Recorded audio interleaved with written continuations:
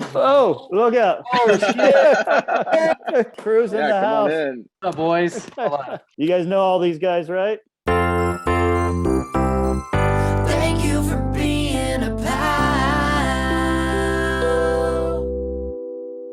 What's up, pals? Welcome back to another episode of Pentool Pals, a friendly graphic design podcast between two graphic designers. My name is Canvas Cam with Canvas Design Company. And I'm Cole from Cole Design. Thanks so much for joining us again on another episode of Pentool Pals. Hell yeah. So This Cole, is- you are in undisclosed location right now. I wouldn't say Undisclosed. Yeah, I mean, this is the first time doing an episode away from home. I'm in New York right now. It's dedication.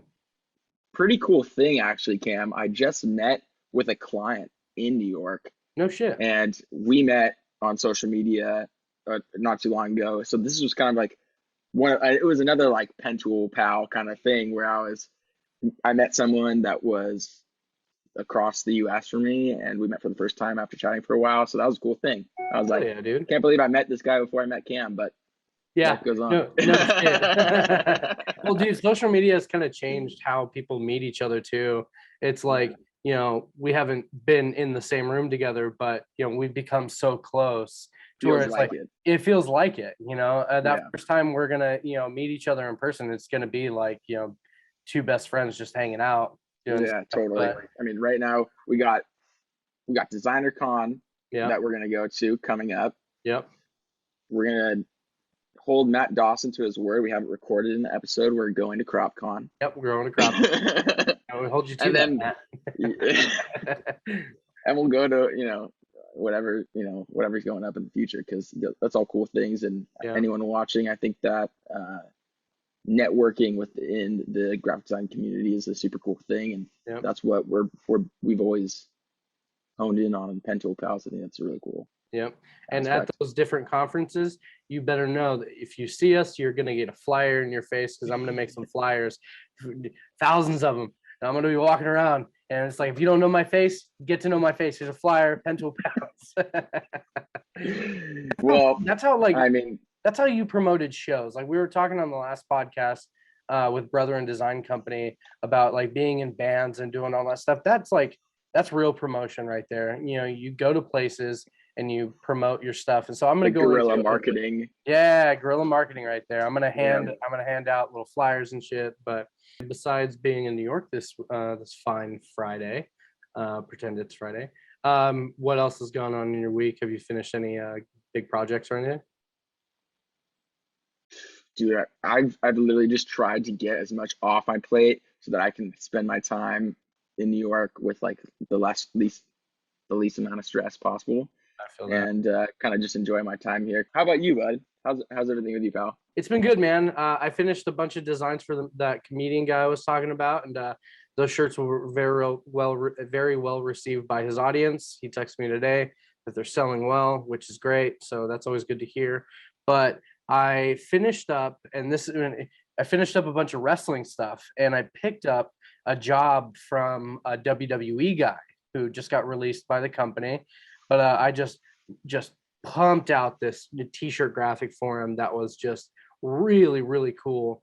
And I'm a huge pro wrestling fan, so I geek out like really hard for this kind of stuff. So I got that done, and then a bunch of promo graphics for this show in Atlanta.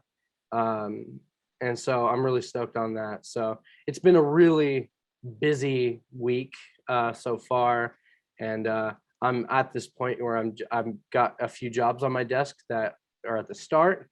I'm at a very good place mentally, and I'm ready to kick some ass on some graphic design.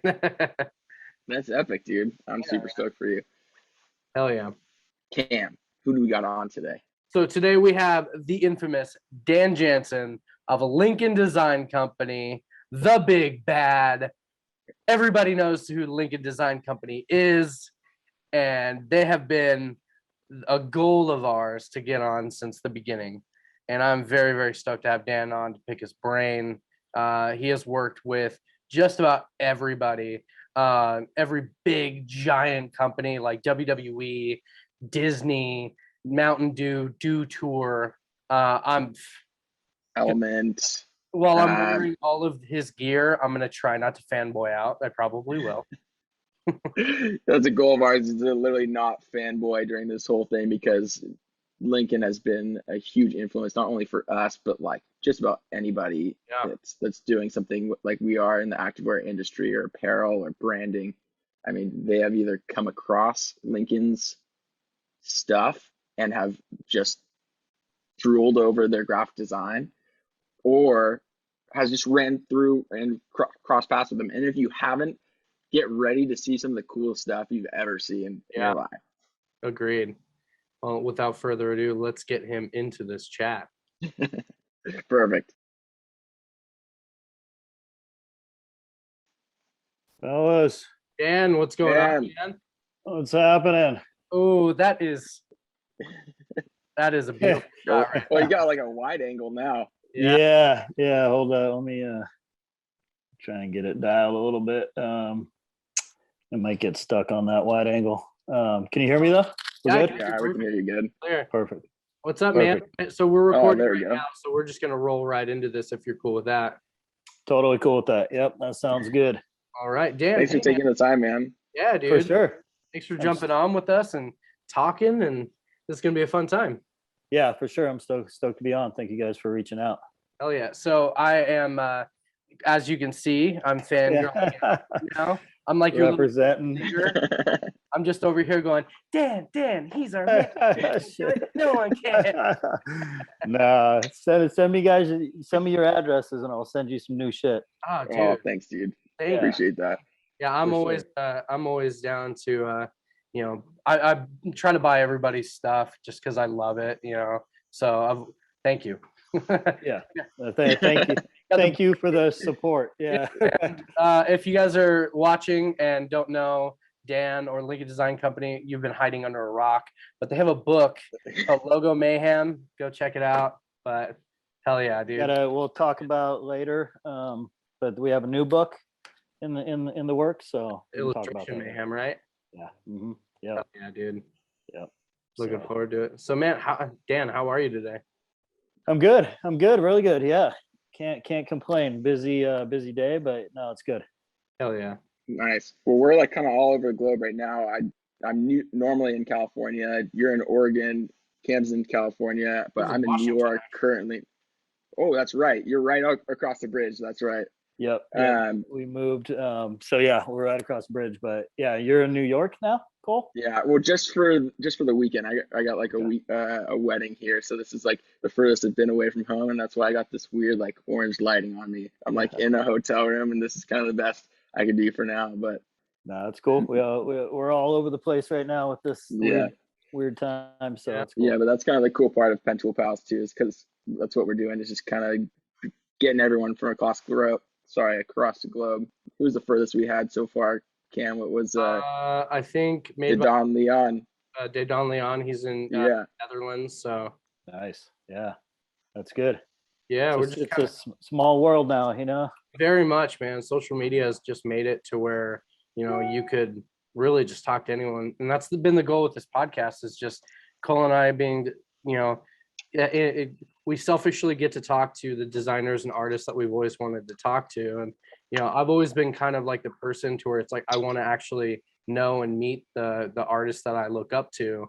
And so I've just always kind of, tried to make that happen. I mean, a few years ago, I was messaging you. You were on your way to Designer Con and you drove right through Bakersfield. And I was like, hey, I see the road you're going on. Oh, It's shit. like, want to get coffee? And unfortunately that day, like it was raining like crazy here in town. Never fucking rains in Bakersfield. Not in Bakersfield, no way. And it was like the worst. It was like the worst day for it to possibly happen. But hey, we're here. It's like 2 years later, sitting down, having a conversation. Yeah. Yep. We will we'll hook up in person eventually. Yes, Yeah. of course. For sure. I saw that you and Scotty, were at the Do Tour. He gave me that little shout out. I'll probably plop the photo right here, but he was like, "What's up, Cam?" He was geeking out. That's cool. Yeah, that was fun. Hell yeah. Yeah. Well, where should we start on this? Because I mean, we kind of have somewhat of an idea of how you got started and all that stuff. But for the audience that may not know, do you want to tell us a little bit about like maybe your time at DC, or maybe you just like start from the beginning. How about this? We'll start from the very beginning. What was like your life growing up and how you got into art and maybe your intro into graphic design? Well, this is the Yeah. deepest dive we've ever had. Yeah, no, that sounds good. I grew up in San Diego, California. So growing up there, kind of East County, about 30 minutes from the beach. So a lot of skateboarding, surfing, snowboarding, going up to Big Bear, going out to the desert, motocross. So kind of grew up in that whole scene. Yeah, you're not too far from where I grew up too. Where were you at, Cole? I'm from Orange County, so like Okay. Newport Beach area, Laguna Beach area. Yep. Yeah, exactly. So that whole lifestyle. Yeah, And I absolutely. feel like that generated a lot of designers, and a lot of designers, kind of refer back to, I kind of got, introduced to art with skateboard graphics, things like that. That was my path. I was skateboarding a lot, kind of doing Castle Amateur Skateboard League around San Diego, collecting boards, always noticed the board graphics and the Jim Phillips and PAL and VCH and all that stuff. So that kind of got me into design. At the same time, I was working on t-shirt graphics for a bunch of local skate and surf shops in and around San Diego. So hand drawing, t-shirt graphics, Ruby Lith, the whole thing. So kind of did that whole thing throughout high school, graduated, and then basically got a job driving semis, dropping off pallets of ice at grocery stores and shit. Fun. And going to community college part-time. And basically the pay was kind of good. I had a dirt bike. I was going to the desert with all my friends from high school. Did that for 2 years and was basically just barely picking away at college, and was kind of like, okay, if I'm going to go to college and like get a degree in design, I need to get the hell out of San Diego. It's just too many high school old friends and doing the same old shit. So started looking into art school, looked into LA, Art Institute up there. They were building it. San Diego wasn't done. This is back in 96, 97. So the nearest one was Denver, Colorado. Looked into that, was like, oh shit, this is about an hour, 25, hour and a half from the mountains, from a bunch of ski resorts. Like, that's where I'm going. I'm going to go to college. I'm going to snowboard, so moved out to Denver, did that for 4 years. Super cool experience. Like Art Institute was great for me.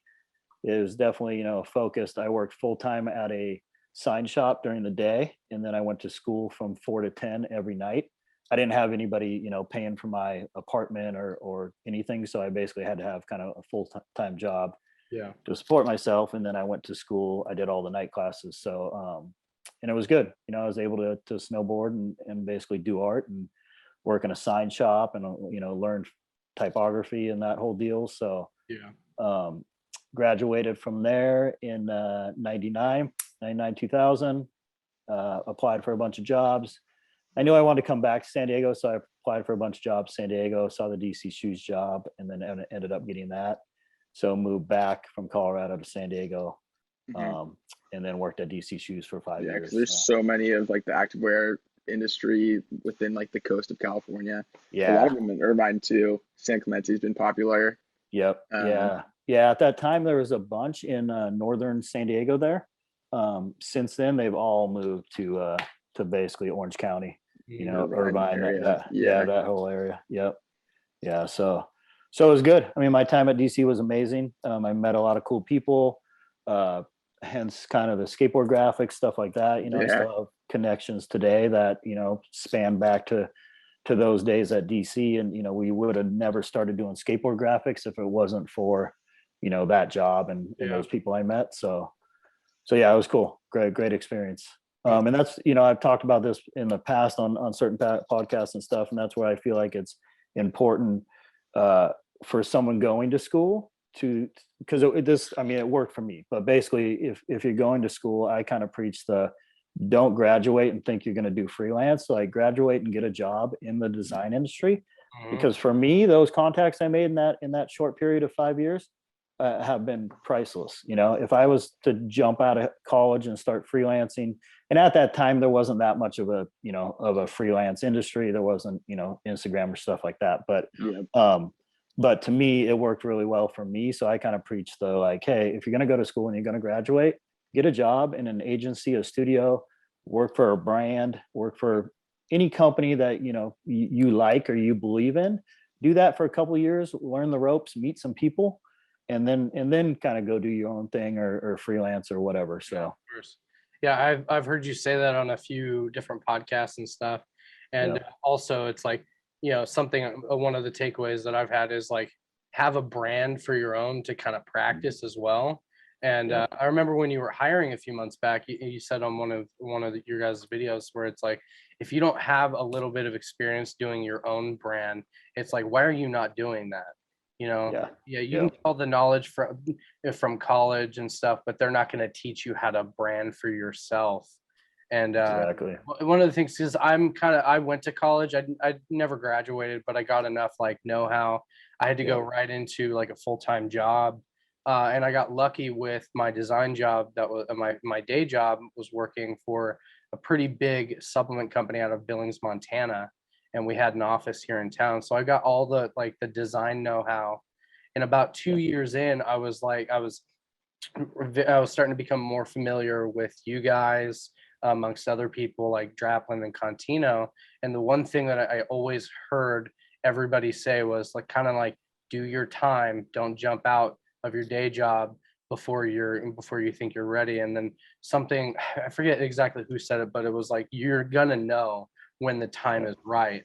And now I'm coming up on 2 years of being completely freelance with, you know, Canvas and doing all that stuff. And it's just because like I've kind of taken bits and pieces of different people's story and just applied it to my own. You being one of them, like, you know, thank you for putting all that knowledge out there for people to I mean, that's great. That's a great, you know, way to put it, is just put in the time, you know. I feel like that's the problem, is a lot of people want to take this huge jump, you know, you know, from starting out and not put in the time to, you know, to walk through all the steps to get to, you know, senior level or whatever that is. But it's all about time, you know. I put in an extra 2 years just because, like, so I spent 4 years there, but I knew halfway in, I was like, I don't want to do this anymore. Like advertising design, like while it being easy, it's very draining. And so I put in 2 more years and got to the point where I was just like, all right, I think I can do this freelance thing. Yeah, that's cool. Yeah, speaking of that jump, Dan, because something that I'm super curious about is the jump from like freelance designer once you left or like create, you know, started doing stuff on your own, wanting to build your own agency. There's a jump where as a freelancer, it might feel pretty comfortable with like the amount of clients you're getting and enough for yourself. And that jump to starting to pay or having people below you and supporting others within like that agency. And something I'm super curious about is like how to grow that and how to feel comfortable with the jump from starting to support like those other people and those other creatives. Yeah. And that was, you know, when I left DC, I had a high school buddy that we were doing freelance projects together, you know, under a name. And when I quit and we kind of went full time at it, the idea was always to kind of have a studio with employees, you know. It wasn't really for us to just do it on our own. So we quickly, after I think it was like 3 or 4 months, went out and hired our first designer. And it was scary, you know. It was like, shit, we were busy, but were we busy enough to bring on, you know, another full-time guy? Probably not. We kind of just went for it, you know. And so I told this story yesterday. I had did a Zoom call with I did this presentation for Pokemon, which is random. But love Pokemon. So for their creative team, which was cool. It was really cool. But so what was I saying? Now I'm thinking once you hired another guy. Pokemon. So when we hired that guy, and I feel like every time we've hired a new person, you know, the work's there, we're busy, we bring this person on, and it kind of like the work goes and kind of dips, you know, and you sit back and go, shit, like maybe we shouldn't have done that, you know, maybe it's not going to work. and then it picks right back up. And then you move on and you look back 2 years later and you go, freaking good thing, you know, we hired that person or we hired that next person. So yeah, it's one of those things like, you know, when someone asks when's the right time to go full-time freelance, it's like you can kind of feel it, but you're never going to be like, this is 100% the day. Oh, for and, sure. You know, I'm going to hire this person and it is no matter what going to work out. Like there's a lot of risk involved, but at the same time, you know, a lot of times you just have to go for it. Yeah. Yeah. I cried the first day. Like, I swear, and Monday, because the way I had quit, I talked him into hiring me on as an independent contract designer because I positioned myself to where they needed me. Yeah. But my first day, I went to a WWE Raw show here in town, and I spent the morning not working. It was the first time I hadn't not done anything in a long time, so I was shuffling the both. And I Monday morning, I was like, this is scary. Yeah. Totally. Yeah. That's funny. Yeah. Go on, Cole. Because that's when you're hiring that new person, right? And you don't have like enough work for them or whatever, do you feel like once you gave those projects like off to the next person and it freed you up to go get more business, that was actually helpful for you and to scale that way? Yeah, and so that's kind of always been the idea. And actually give the work to the person so that it frees yourself for more time, and then then now you're the one that going to go get some more business, right? Yeah, exactly. And honestly, right now we're aggressively doing that more so than we ever have. Because for whatever reason, I mean, knock on wood, it's been great, but I've done it to do that where, you know, hey, cool, we got a new designer here, take on these projects. It's going to free me up, and then we get a little bit more work in. I just take on that work. They're doing this work, and I've never been able to catch up to that point where I do have the free time to go out and do sales or really go after, you know, these clients, certain clients we want or whatever. That's always been the idea. Luckily enough for us, like the work just kind of builds and gets heavier, and then I'm helping out or whatever. But right now we're working on building the team to a point where I can spend a lot more time doing that. That's good. We have a strategy to go after and to work for certain clients and do certain things. So I would say it's been a long, like, I mean, I think it's been 16, 17 years now that I've owned a studio. And it's just finally kind of getting to the point where it's like, okay, that one person isn't going to make a difference to me on my workload, you know, and my schedule. It's going to take 2, 3, or 4 that come in. We're doing a post on Friday to hire a project manager to bring in house because that shit's getting out of control. Yeah, I can imagine. So yeah, but that's definitely it, you know, and it can happen like that for sure. It just during the years, it hasn't really happened and been that beneficial to me. Well, it's a lot different for me too. Like at this point, I mean, some may never think for themselves that they've made it, but us looking at you, it's like you're already there. You know, you're already at that point where you've basically done it. And once you get to where you're at too, the thing that you can do is either, you know, charge more or be way more selective on who you want. And that way it's like you're only taking on the clients that you're the most excited about, right? Meanwhile, like someone like us or someone starting even lower than us are taking like everything they can get and just, you know, trying to get the portfolio to be built as big out as possible, and then start building their way up. And then, like, I've always wondered in my own career, like when would be that point to start hiring someone below you or to start giving them out? And like I outsource to like web designers or animators, things that I don't personally do. But what about someone who does like exactly what you do or what I do? So that way you're growing like a larger agency, right?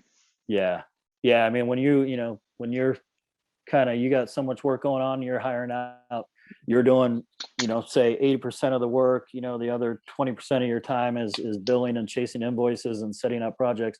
And then you're hiring out another designer to do 50%, I would say, you know, so of the work that you can't handle, I'd say at that point, you know, 50-60% at that point, go for it, make the jump, you know, hire that person or somebody similar to them.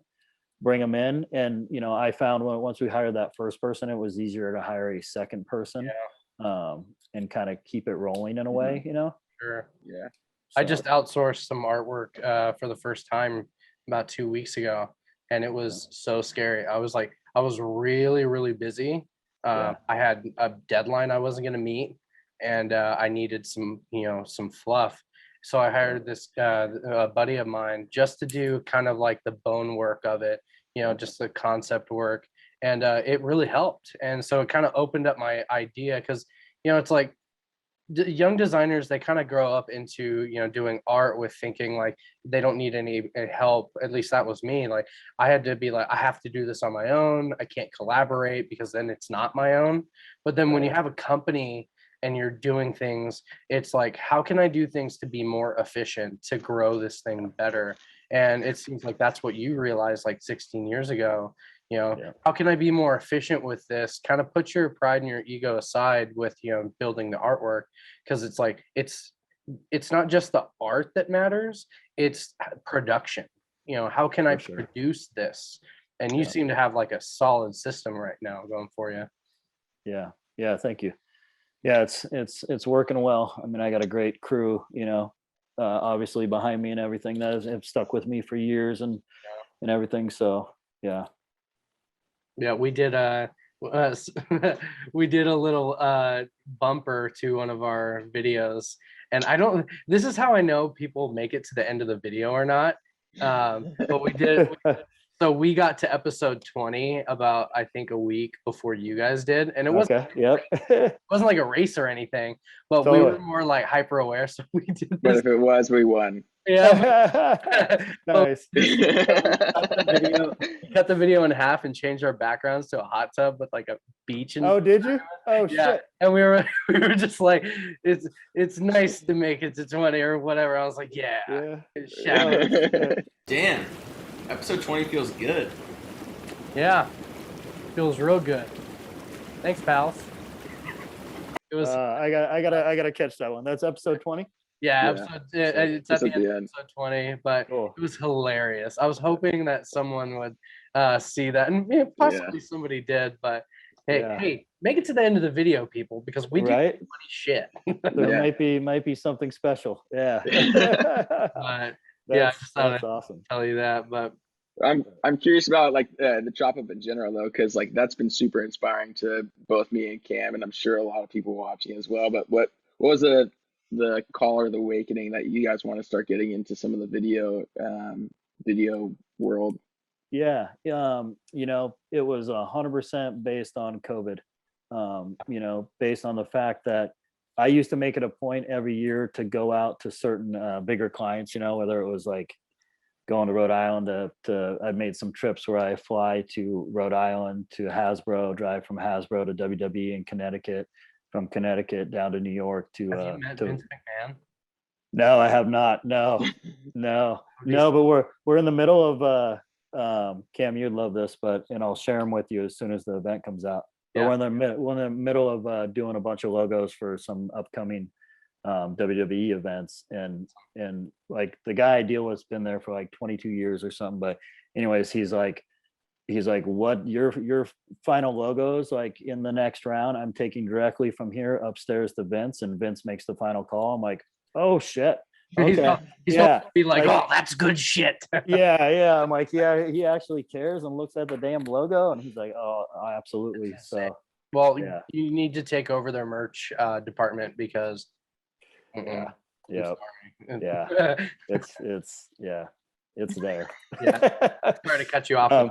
Anyways, we go on and on about WWE. And then we go to Viacom, Nickelodeon, New York.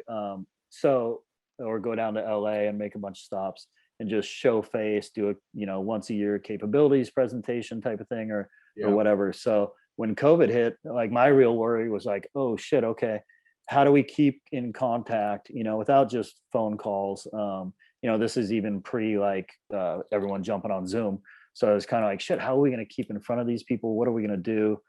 We definitely, we started doing Instagram stories, which was fun, but it was like, okay, we need to actually get online, get on YouTube, have some content up there that's telling our story, or, or going through design work. So it was basically based on that. And then once we got it rolling, you know, that's where like Dustin was like, we can't like get five, 6 deep into this thing. We get super busy and we don't do them again. You know, we got to make it to that 20 mark. So that's where we made the push for 20. So yeah, it was basically just to keep our, you know, keep our faces and, you know, brand in front of the clients we have. And I've gotten the most like reception, which from our clients. Yeah.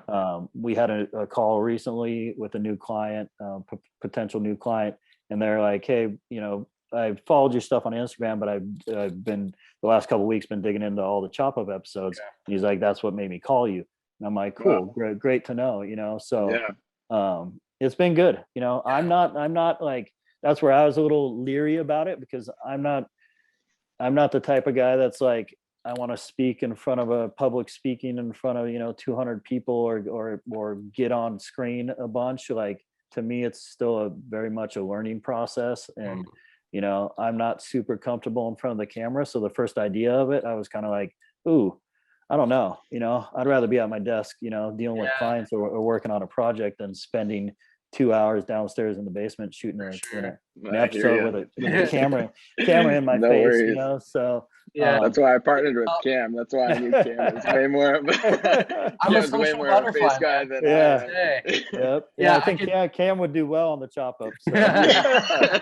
I kind of struggle with it. I could tell that first episode, Dustin, you're like, you were just getting used to it, and you were like, what did those kids say? Like, smash something. Smash the like button, bro. Like, no, I've thoroughly been enjoying the Chop Up, because like, one, I love getting to see the differences on how I approach a logo and the way that you guys do. And I feel like, speaking for everybody watching, you know, it's been really good to kind of see how you break things down and how you go into certain things, how you even react to revisions when they say like, hey, we like this, but maybe change this. And, you know, I've always been kind of like, I hate going back in to do old work, you know.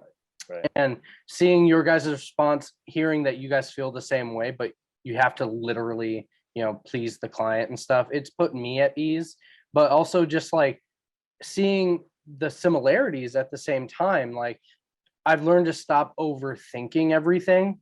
And that's the biggest thing about design, is like, you know, stop trying to be like other people and do like, I've said this a million times on this thing, but it's like, I came to a conclusion a long time ago that I'm not Dave Quiggle and I'm not Dan Janssen. You know, I'm not going to be able to build these logos and illustrations like them, but to do something, take inspiration and make it your own. The Chop Up has definitely helped me, you know, execute everything a lot better and a lot cleaner, and also take some knowledge, you know, go, okay, this is how they do it. You know, they storyboard all this shit out. You know, I use Pinterest, but now I'm starting to actually like print shit out and, you know, take that. And so, but I've really been enjoying the Chop Up, and it's been really cool. That, and you know, the theme song I get down to every time. It's dead. That's cool. Dustin was actually talking about that. He's like, did you see when Cam was dancing to the song?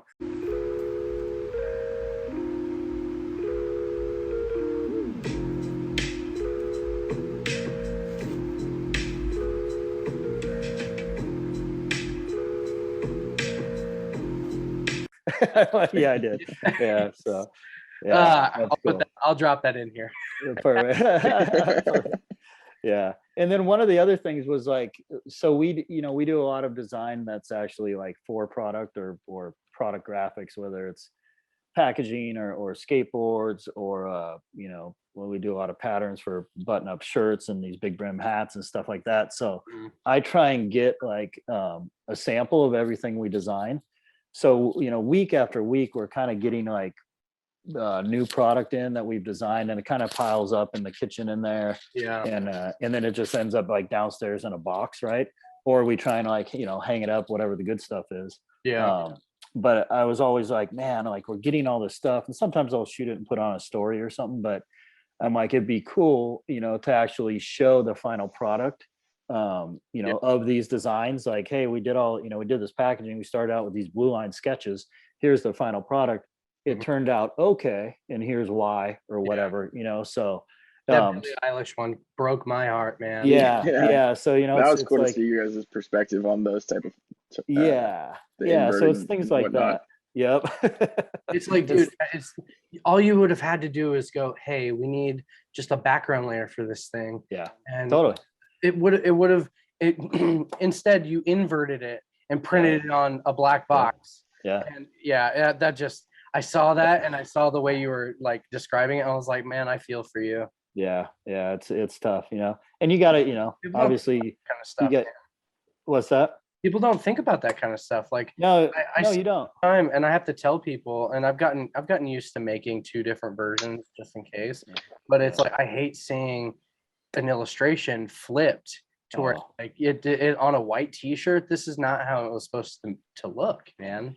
I mean, and you would think that, it happens all the time on T-shirts, which super bums me out. I mean, we've had a lot of T-shirts printed by Nike that were like straight up inverse, and it's like, damn, like at some point, you would think at some point the screen printer even goes, hey, do you guys want to edit this artwork or whatever? Because this was not designed to be on a white tee, this was a illustrated on a black tee. Yeah. And now you're trying to print it on white with black ink, and it doesn't look good. Yeah. But, so that's a huge pet peeve of mine. Yeah, I feel that. I don't blame you. Yeah. Yeah, but that's kind of how the chop up kind of came to be, and we're going to continue to keep it rolling. And my goal now is for the next 20 to 30 episodes, we want to get to 50 now. Is I was telling these guys, if you say the next 20, I want 10 out of the next 20 to be either with a client here at the studio, or I'm going to drive to the client. Oh, nice. I thought COVID was coming a little bit, was going to mellow out a little bit, and that was going to be a little easier to do. But I want a lot of this, and almost half of it to be like with a client. Like we did one here with Seaside Brewery, who is local. That one. And then we did Bourbon Lore at a bar down here. But that stuff to me, the backdrop on that one was beautiful, man. Like, it was very enjoyable to watch. Cool little bar down the street. So like that stuff to me is what the chop up needs to evolve into, and what it needs to be like a 50-50 thing. Because I want to sit down with the client and get kind of their feedback on how that whole process went, and what do you think of the comps, even though we probably already went through all that. But just to get them to sit down and get on camera, I think will be cool. Yeah. Well, it also teaches people watching, like, how to listen to the client a little bit more too. Yeah. Their input. The Seaside Brewing one, it seemed like a difficult job, and all of the ideas were just like, you guys did what? And then hearing him talk about his passion for it and all that stuff, it made more sense. And I think it kind of teaches, communication is key with anything. Oh. You could easily. Oh, look out! Oh shit! Mic drop. The crew. The crew's in the house.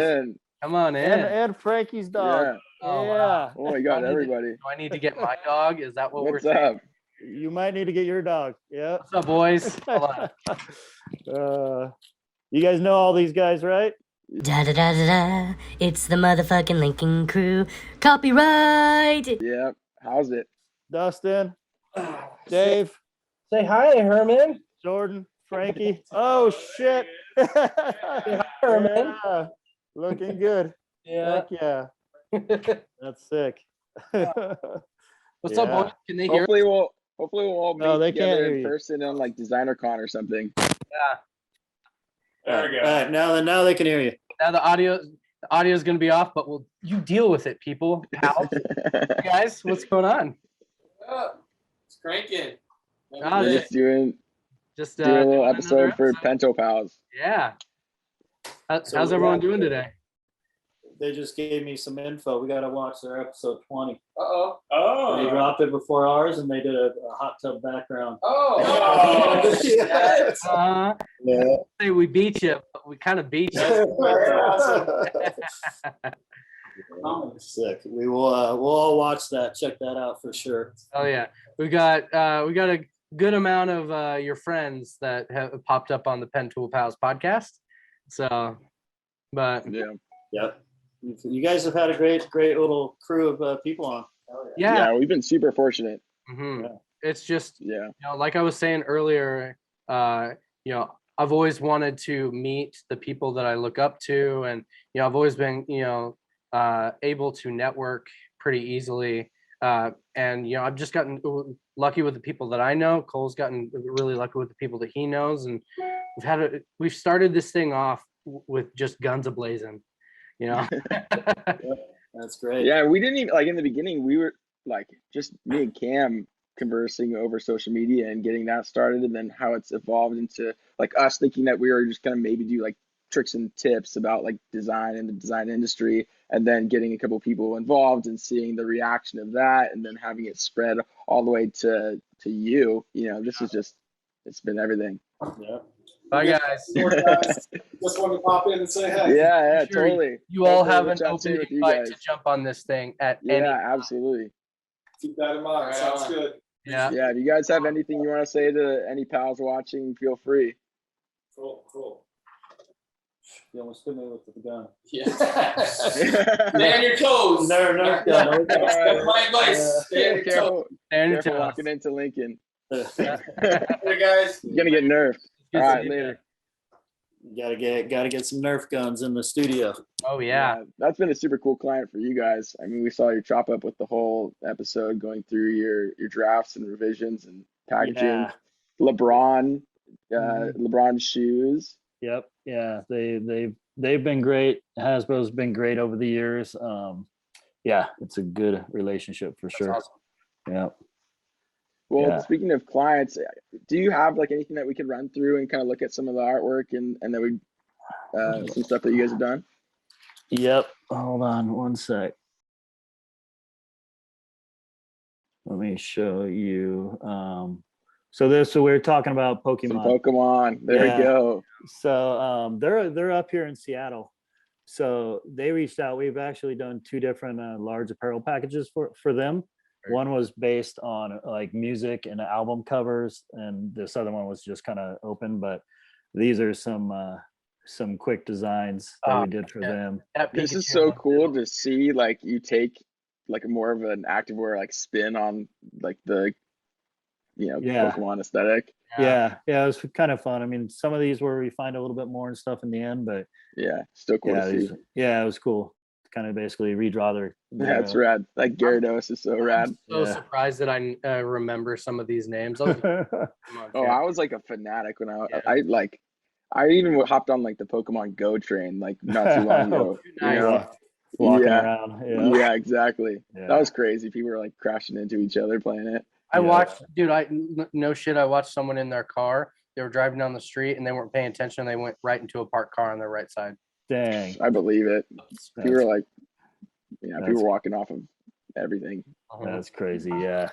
Yeah, they reached out randomly and it was kind of like, oh dang. And I had no idea they were that close and their headquarters was out here. But Mhm. yeah, they've been cool to work with. And then like I said, I did a presentation last week to their whole creative team, which was like 45 people. That's awesome. So that was fun. So yeah, some recent stuff for them. Most of this is up on their website. Some of this isn't relevant, but this is a new reel. Go back to the profile because we'll just between us. So you sent us your profile, and what Yeah. we did is I made an illustration, Cam made an illustration, and then so now we like each have them, but we have yours like up bigger. We'll send it to you Yeah. before we Okay. post just to Yeah, make so sure we it's made cool. our own versions of this. And I was like, yes. Yeah, I would love to see that. That's cool. I'll send Yeah. it. I'll send both to you after, or we can send them individually. But I think you'll like it. Okay, perfect. the actually- Yetis, the big Yeah, you see them down there. So we plan on Yeah. bringing on, like I said, a project. We're gonna do a job posting on Friday for a project manager, but then we're gonna bring on another illustrator, and then at some point a videographer and a social media person. Those job postings will probably go up in the next month or two. I'd like to get those people started and in before the first of the year. So we'll see. People how that went absolutely nuts at the chance to work at Lincoln when you posted that that You were design sending me opportunity. so much shit. Oh, I was super overwhelmed, like as far as emails and stuff like that. Like I wasn't really expecting that. Yeah.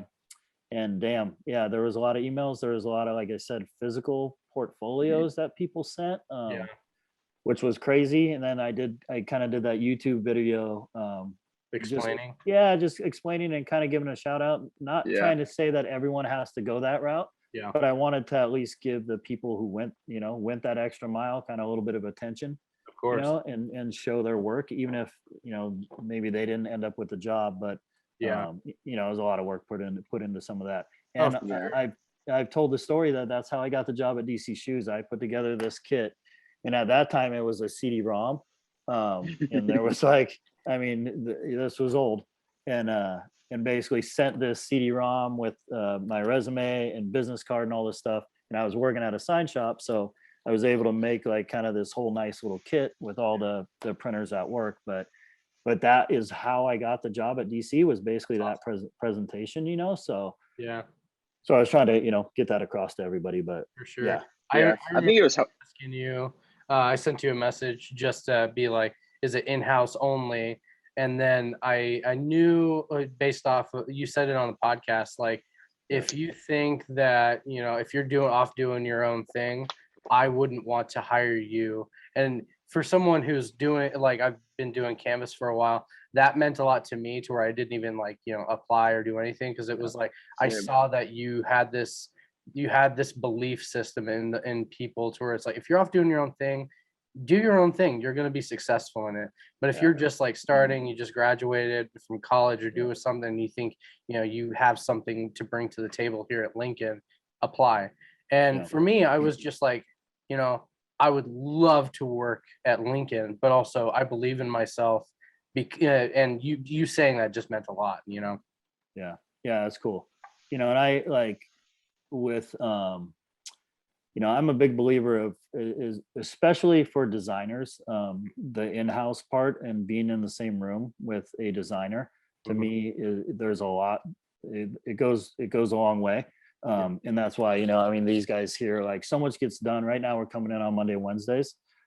So much gets done on those 2 days, as far as like new ideas or the project that's going on. Somebody's, hey, look at this, or just things that get kicked around, just the water cooler talk that spans into something else, that you would never get, on Zoom or, working from home. Yeah. So, and to me, when you're doing logos and you're doing packaging and you're building out a brand book or something like that, it's very important. Illustrators, not so much, like Brandon and Damaso have been at home, from the get-go before COVID, and it works out fine. Those projects are very, it's very tight knit. They know exactly what they need to do. 8 hours of illustration that day on this project, maybe something the next day. It's not so much of this collaborative effort, to get to the final product. So yeah, that's where, even with obviously the project manager is going to need to be in-house. They're going to be kind of sitting with me. The next illustrator, kind of up in the air, whether that's a remote or in-house.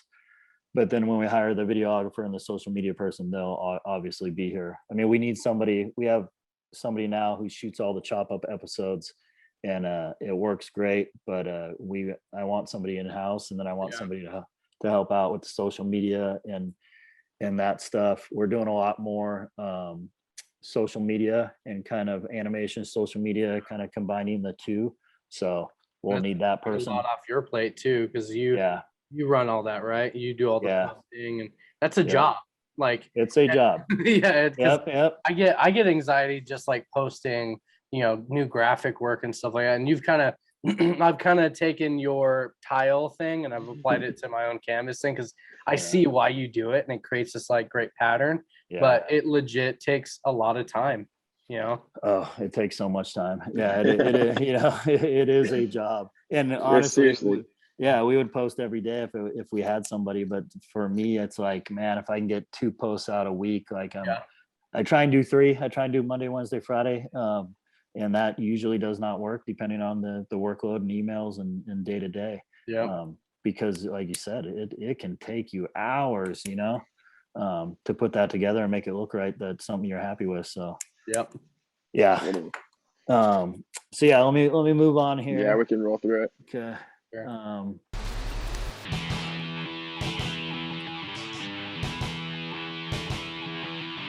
So this is a quick little team video we put together recently. Nice. Ooh.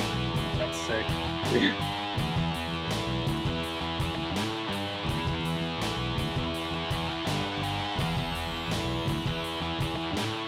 This is so sick.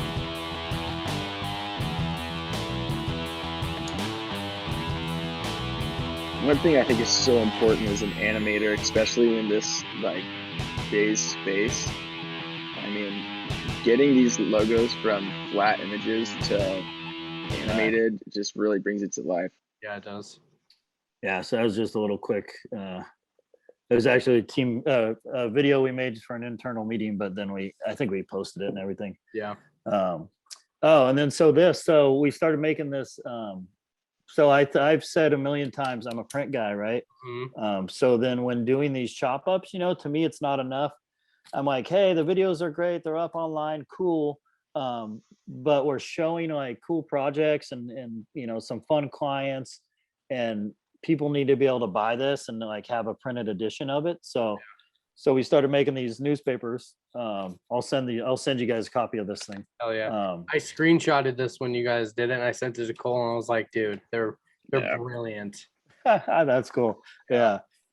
So we put this together, Richard and I, and basically just going through it's episode 1 through 5. So we need to start 6 through 10 right now, and we'll get that going. But yeah, we'll continue to do this as we wrap up episodes and make a print edition of it. So it's fun. And then like you guys saw, got to episode 20. So sick.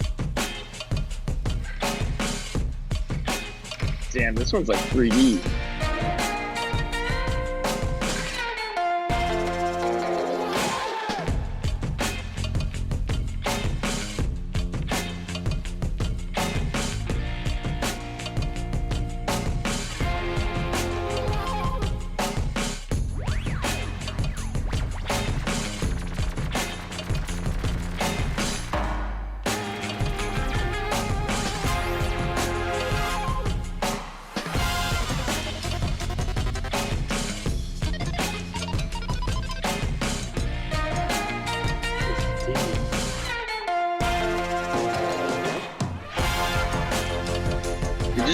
It doesn't get better than this.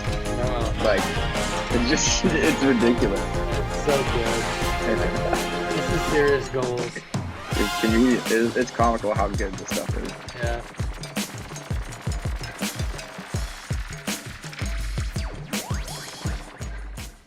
All right. I can send that to you. Yeah. Yeah, I don't know if you can hear us while we're talking during that thing, but we're just giving praise to everything that you guys have created so far. And like, I also think it's like unbelievable when you can take your flat images and start animating it, and how important animator is at like this stage of social design, Yeah. It, what do you it think is. the importance of like of animation is? And do you think that like standstill logos are ever gonna go out of style, and all of a sudden you need like something moving at all times? Yeah, I don't think so. I think, that branded mark and those logos, not everything needs to move, but we were getting a lot of requests for like short spot animations, for different projects. We were hiring out somewhere like we talked about to a freelance guy to help out with that, got to the point where it made sense to bring Frankie in full time. But, at the same time, more and more, companies want and are so dedicated and are putting so much money behind their social media. Mm-hmm. And it's a fact that if you have a post and it's a video or it's moving, you're going to get people are going to stop and take a second look, Yep. So More we have all to share it too. Yeah, exactly. So it's like what we do has kind of evolved, into that, where we definitely need that offering for our clients.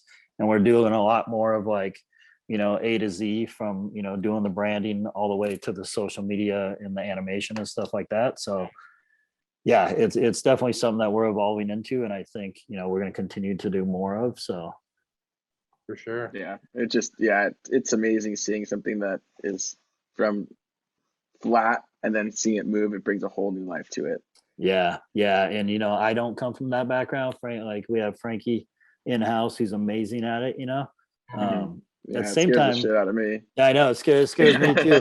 Like, yeah, but it's so cool to see the final product. Yeah. And what's cool is that I hired Brandon and Damaso. I don't know, or Brandon I think is like 13 years and Damaso like 11 or 10.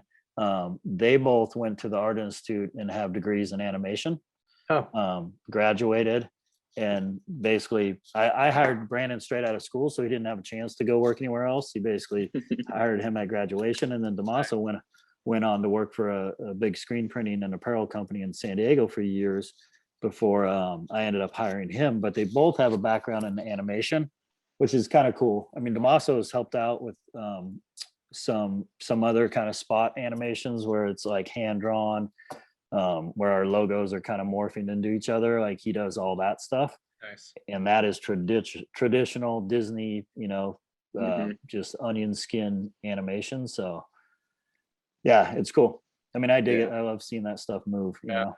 It's the fun. furthest I've gone is like taking my designs and making like multiple artboards on Illustrator and then just like moving them onto the next one and tweaking it a little bit and then That's our intro. popping all of it is our intro. Popping all of those artboards out into PNGs and doing like a GIF maker, and that's basically the furthest extent. But it's cool look. It's got like a vintage style, but doing anything like that would take me a year to complete one animation. I've been in the background of After Effects for a few things because my old boss at my old day job, he would basically come out and go, "Hey, do you know how to make like a little animated intro?" I was like, "No." He's like, "Well, you're gonna learn today." I was like, "Ah, shit!" And I get really scared when like people tell me, "Yeah," they're like, "Well, you're gonna learn this." I'm like, "I am," and so yeah, I learned basic knowledge of like After Effects and stuff like that, but. That's cool. Anything like that would just scare me so hard. Yeah, it's heavy. It's a whole nother deal, Yeah. Here's a recent project for GitHub, which is I don't know if you know what GitHub is. I wasn't super in depth and really knew that much about them until we started working with them. But it's a coding, I guess, a place for coders and hackers and things. Gotcha. Anyways, they do these big internal events every year. This year it was via Zoom, what wasn't in person. But we did all the branding. It was called Summit 21. And what was cool about it was that we did the branding for it, which is this. And then this thing was basically a map that everything that has a glow, you could click on all those things and they would take you to a new basically event or meeting room or something that was going on. Yeah. So this whole thing kind of was basically on this website, the same platform that Burning Man, I guess they did. I don't know if you ever heard Burning Man. So I guess this last year they did it virtual, like online or something. I don't know how that exactly looked or how that so worked. Backwards when it comes to a festival, but yeah, that makes sense. Do you like that song especially if you're like I mean, Burning Man's known for its like drugs and free flowingness and whatever. Totally. It's like, is someone just tripping out to acid, like clicking on these things online? I don't know if it's the same effect. No, not at all. Hey, if you pass out in your backyard, I mean, at least you're in a safe space. For sure. It's probably a little safer event. Yeah. Definitely. Yeah. But anyway, the platform that they built, the Burning Man thing, is the same one they use for this. So it's pretty interesting. Is just the way they're able to make this huge map, and then you go in these different rooms and things. So it was cool, fun project. And then we basically logo at the end. And that, ladies and gentlemen, is why you need an animator working for you. Yeah. This isn't the most coolest and sexiest thing happening right here, but this was a cool project because it was a startup company. they had a bunch, I don't know, they had a bunch of backing as far as money and what they were putting into this. So they hired us to come up with a name, which was interesting. It was the first time I ever did that. So we went through this whole kind of, naming and branding process as far as what it's going to be called. So I think it was like 100 or 120 different names we went through and kind of narrowed it down. Landed on this Fizzle Smoo, which so this is like a hand sanitizer for kids, but it's like this jelly balls that break up and form into soap for washing your hands. Basically kind of COVID. Hey, if your kids have to wash their hands, let's make something fun. Yeah. So is that. So it was cool just to kind of go through the naming process, then work on the branding. From the branding, just built out a small little brand guide. So. Yeah. Some of the things I've been so interested in are your kids' logos or your toy products, because you're pulling out like every trick in the book to pull like something like this off, where you're using different colors, gradients, you're doing like hand-drawn type and shadows, Gaussian blurs, like literally everything on something that looks so good, like small, big, or anything in between. Yeah. They're fun to work on. It's definitely different approach, for a logo design when you're doing something like this, but yeah, they're cool. That's crazy that they had you name their company. Like I would have said, hey, you can come back when you figure out a name. Right. That part shouldn't be my job, but I mean, do they make you comp actual logos with name options, or did you get to hit that step first? Because I've done that process where they want you to come up with a name, and then they want like 3 options per name, and it's like, we could really skip this step and save you money if you just choose the name out the gate. Yeah. And absolutely. we'll give you 9 options for the one name. At least you get to choose between. It's like, all right, good to know that they picked it out the gate, because that's the best. But I'm only using one of them. Why am I paying extra? Right. Yeah. We've had some projects where you basically get towards the very, very end of the logo and branding, and then they come back and go, legal actually couldn't clear that name. The name is now this, and you're like, oh, okay. Yeah. We got like adding letters to it. And we got a whole new project on our hands. Yep. I just had someone hit me up saying, hey, we have to change our name. Would you mind doing another round of logos? I'm like, yeah, it's going to cost you this much. Yeah. Yep. Yeah. You get the same proposal back, just with the new name at the top of it. Yeah. Like, wait, what? Keep it simple. Yep. These were video game, like it's this video game that still has yet to come out. We can do this, right? Yeah, these can be showed. I showed this on, I actually checked with them, but these are supposed to be signage of different places and stores inside the video game. Which was cool, because we had these screenshots of like the different areas, and kind of got to design towards each of those. The game, I don't know, they don't have funding, and the game has yet to come out, which whatever, but they were fun to work on. Yeah, these are awesome. Yeah, it's cool that they're going, hey, can you design signs to be inside the video game? Like, I know, right? Yeah, that's awesome. Yeah, what I used to look at a lot of books. When they finish like a Pixar or Disney movie, they'll do like the art of books, and it shows basically all the art, concept art leading up to it.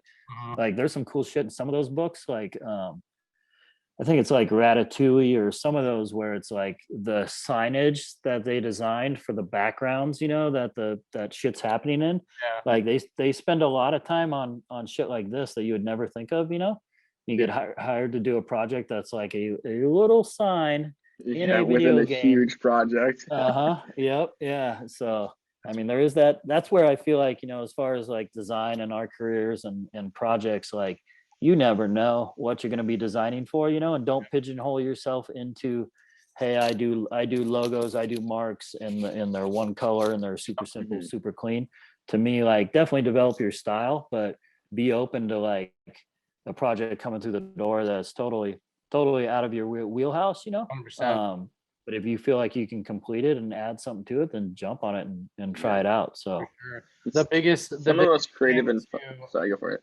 The biggest thing that I've learned is to, one, you want to be able to push yourself and, kind of be able to do multiple styles. Like I've never wanted to lock myself into a certain style, Yeah. but the good thing about, having friends who are in the industry or anything like that, I feel comfortable to where I can send it over to Cole and be like, hey, how's this looking? What would you change? And he's been, awesome to kind of, say, hey, I'd change this. So even don't pigeonhole yourself into a certain thing and look for help to, be able to kind of craft it in better and all that stuff. Yeah. And sometimes you're like, as a your own artist without like other people around you, sometimes things in your mind get stale or you're doing the same thing over and over and over again. And so it's fun to get a random ass brief from a client that's like, I want a dragon with a coffee cup, or I want a rat with a burger, or something that you probably wouldn't have ever designed for yourself. And you get to kind of get the creative wheels turning and figure out how you do something that you never designed before. Exactly. Yep. Yeah. So this year's MTV, 40 years of MTV. So we worked with them to on a bunch of different ways of handling like MTV, locking up MTV 40 years.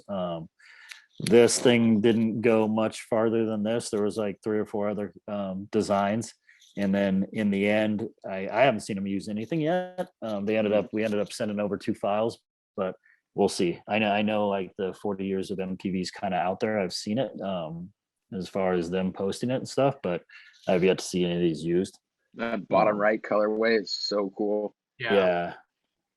These are fun, just kind of that space theme. So yeah. This is kind of what I was talking about with us getting a lot of products in the studio.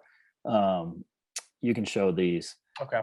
There's a hat company out of I think they're out of Costa Mesa, Orange County, but they make these big brim hats. So we do a lot of illustrations and patterns for them, which are fun. I mean, they're fun, but at the same time, I mean, that is a full-blown illustrated piece, It's a lot of work. Just designed in that donut too. Huh? I know, yeah, but donut, I thought skateboards were hard to design in that template, but I can't even imagine. This donut thing is very tough. Yeah. But they're cool, they're fun. And then we have an apparel company, Roosevelt, that we work with on a ton of different patterns, and they have properties, everything from Star Wars, Ninja Turtles, movies, and everything. So this is a random ass one, and I was actually gonna bring these out here to the workshop because they're inside. But so they have the license for Bob Ross, so they sent us these huge, basically they're scans of his paintings, and our job was to illustrate Bob Ross inside of his painting, like, so, this would have been his painting of the beach. And then, so Damaso basically drew Bob Ross walking on the beach. That's awesome. And then Bob Ross fishing on the shore inside of his painting and so on, so it was kind of cool. Super, super random, but it's so sick. Yeah. Fun little illustration project. And these are other patterns. And then this is kind of like, oh, rad. So this is where, like, if we can offer this to our clients, it's great, they can come to us, we can do the illustration, we can build out the patterns, and then we can take it from there to social media. That's works well for us.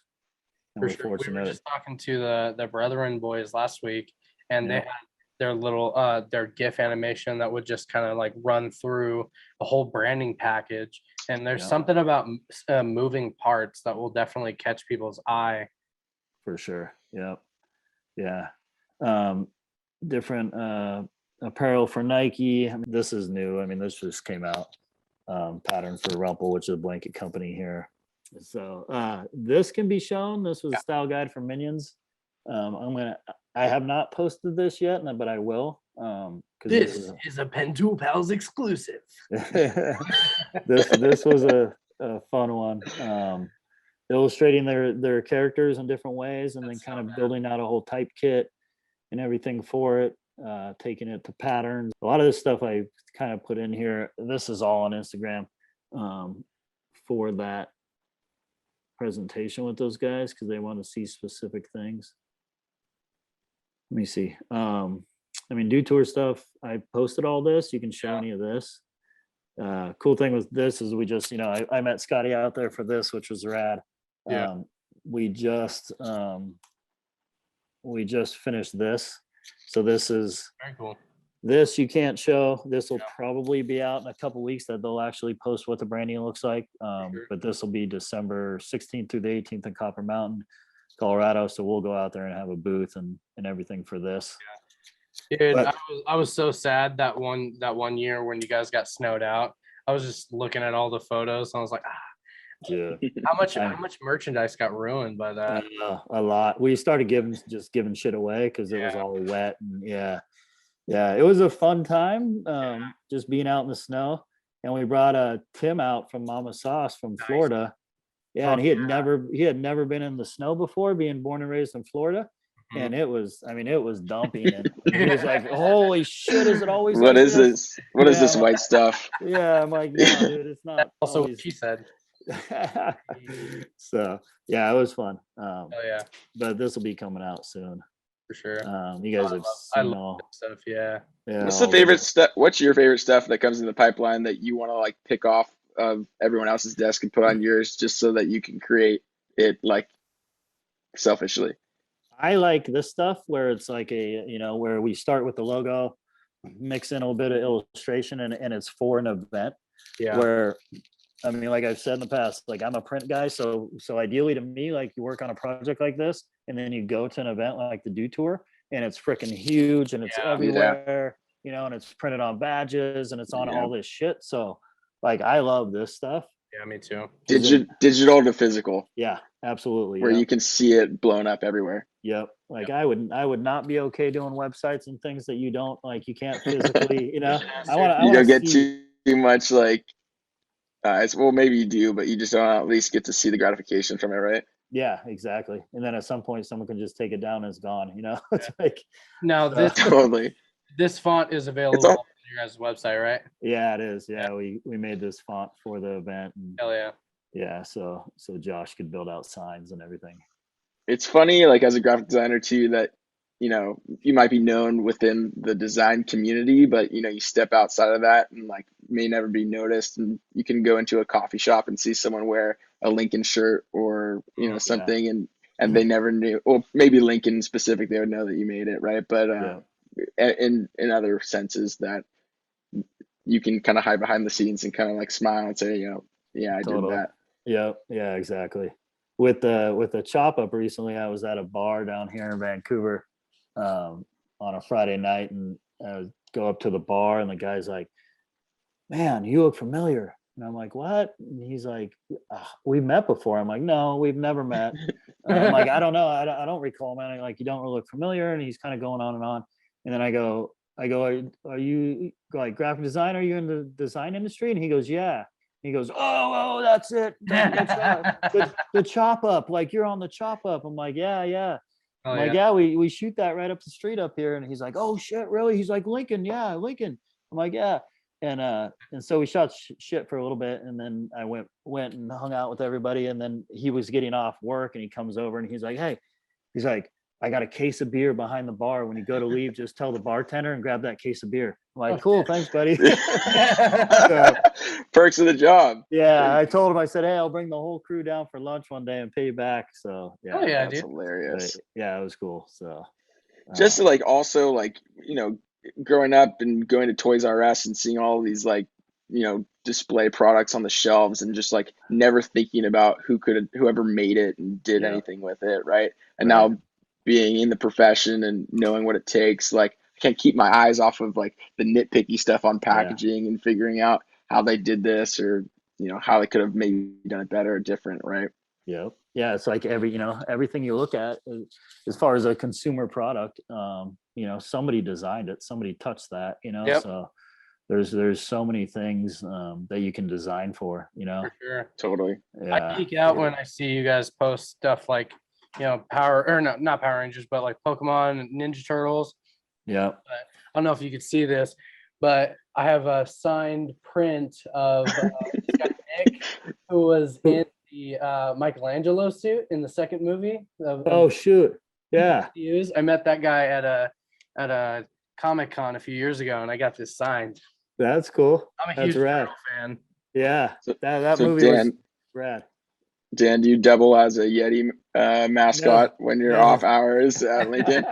No. This is actually so when we shot that episode, the 20th episode, which was out here in the Columbia River Gorge, we got this Yeti suit and we did a whole photo shoot, which will actually we'll have like a little drop of like apparel and kind of a little video that goes with this. But these are some of the photos from that photo shoot. So it was kind of cool. So funny. And then we're putting together Frankie, like he's an amazing skater. So we have video of Frankie skating in the suit, and we got to find a day. We're gonna dedicate a day to shooting and hit a couple skate parks and get a little That's bit more great. footage. So So fun. yeah, it's just some of the fun stuff we try and keep going here, and do here at the studio. So For sure. yeah, but yeah, I don't. A lot of that stuff in there was old. No, I mean just running through it and seeing the collection of projects you guys have done is truly amazing. Yeah, it's a tremendous, man. Like the amount of work that you guys have done, but have also influenced like a whole like generation of young designers. We promoted this episode today, and a ton of people are coming in on that post going, dang, like I'm super stoked on this one. So yeah, I'm fully I'm just thankful to have you on the podcast, and I know a lot of our audience is going to just love it and hopefully watch to the end. Exactly. Yeah. Yep. That's cool. No, thank you guys for having me on. I appreciate it. Seriously, for me and most likely Cole feels the same way. Like this has been just an absolute pleasure to have you on here and getting to talk to you for an hour, man. Like it's sick. I missed you about 2 weeks ago when I was in Portland and Washington, but we got to set this up, and I was almost more stoked to have you on the podcast, but I would next time I'm in the like to meet in person. Yeah. We'll catch up for sure. Oh, for sure, man. Yeah, and then Cole, at some point, I'm usually down that way. Anytime. I'll get you a case of beer once a too, I year. promise. Okay, yeah. I'll stop by. There you go. I'll drive. We set it up. I'll drive. There you go. Yeah, I mean we're gonna make it out to like Designer Con or Crop Con. We're gonna do those events, so I'm sure. Awesome. That, obviously hit us up anytime you're in the area. We'll definitely get a beer or something, but we'll link up at those events too. That sounds good. Yeah, we're just gonna be dudes walking around the events with little pamphlets going, "Hey, have you listened to our podcast?" That's cool. Yeah, that's how you got to do it. That's cool. Yeah, we might be at Designer Con this year. I had a phone call last week, and they're still kind of moving ahead as far as like 50% in at the Anaheim Convention Center. The other 50 is going to be like online. So they want us to come down and have a booth. So we'll see. I mean, we did it 2 years ago, which was cool. It was great. Yeah. Amazing little like weekend and like the best kind of like trade show and setting up a booth type thing I've done. Like that crowd is super into, design and being in Anaheim, like you get a lot of people from all the studios, from Disney and Universal and all those studios that are around there that come to either buy toys or to to walk the show and check out the artwork and stuff. So when we went to that it was cool because I had actually got a ton of business cards and I had a ton of books to like people at Disney and Universal, and met some people that I've worked with and never saw in person. So yeah, we'll probably be there again this year. I got to work out the details on what that looks like, but yeah. We'll come and go, Dan. we could do if we set it up again, we'll take the motorhome down there. Last year we took the trailer and we had Mark Bricky in there. Hell yeah. With Adventures in Design, and we shot a couple Draplin episode in there that he interviewed. So yeah, might do something similar to that depending on how this whole COVID thing plays out. Hell yeah. Yeah. Get your booster shot. Yep. Just go for it. Yeah. Right Cool. on, Dan. It's been an absolute pleasure, and thanks for being a pal, man. Yeah. Thank you pal, man. guys. Yep. All right, guys. Thanks, Thank Dan. you. Yep. Appreciate it. Thank you for being a pal. Hey pals, thank you for watching another episode of Pentool Pals. Do us a favor, go smash that like button, as the kids say nowadays. Like, subscribe, and if you're new to the podcast, check out our other videos. We've got a pretty good catalog of other episodes you can watch. And as always, thank you for being a pal.